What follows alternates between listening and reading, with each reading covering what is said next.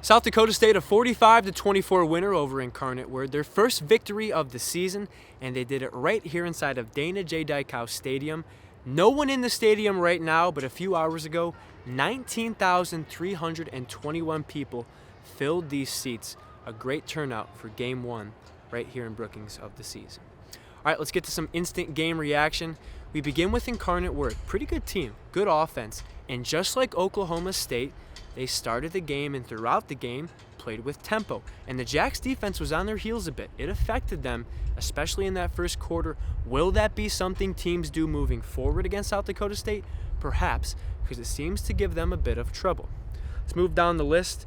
Graham Goring dropped what would have been a touchdown pass in the first quarter. Second quarter, made up for it in a big way. That's the second week he's caught a fade in the left corner of the end zone. Another fantastic throw from Gronowski. Him and Goring, they're starting to work out some chemistry. And speaking of wide receivers, how about Griffin Wilde?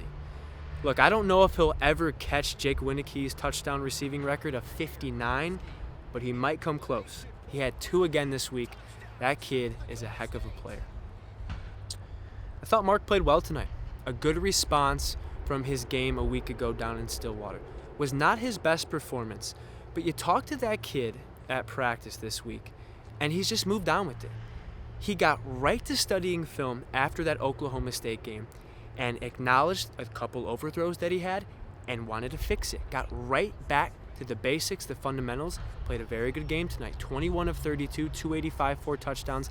Had that one pick, threw it off his back foot, couldn't get into the ball. He had Gannon open in the end zone, underthrew him.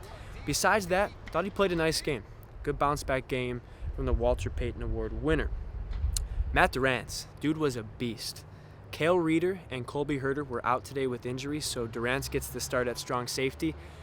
That dude can play some football, man. He's a big dude. He's got speed, not afraid of contact. Jimmy Rogers, in his post-game press conference, said he believes that kid can be an All-American player, and he meant it. And I believe him too. Matt Durrance, heck of a game, kid. Defense, though, did allow some big plays. There's holes in that secondary. There was actually a 50-yard catch that was even called back due to holding. So they do have some things to clean up. We didn't see a ton of that last year. It appears to me that guys are perhaps out of position, some busted coverages. Didn't see that last year. So they do have to work on that moving forward.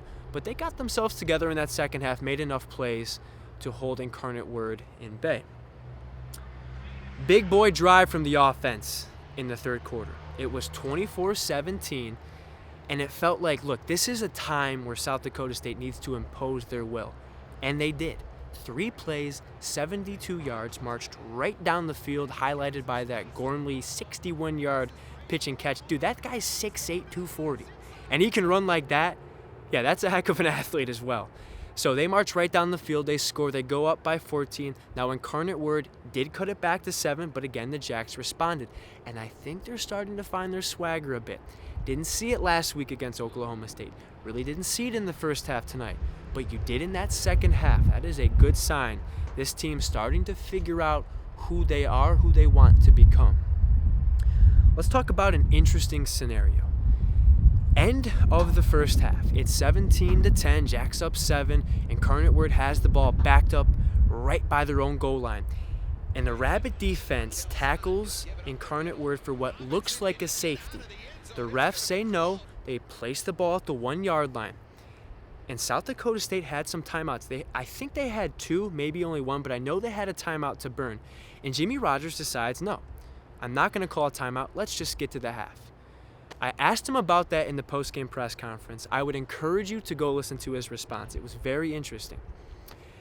But I was surprised by it, and I know a lot of people were too, and so were some of the South Dakota State players. You saw Adam Bach's reaction. He's calling for a timeout. He had his hands up saying, what are we doing? He wanted a timeout, and I get it. I thought Jimmy Rogers would call a timeout.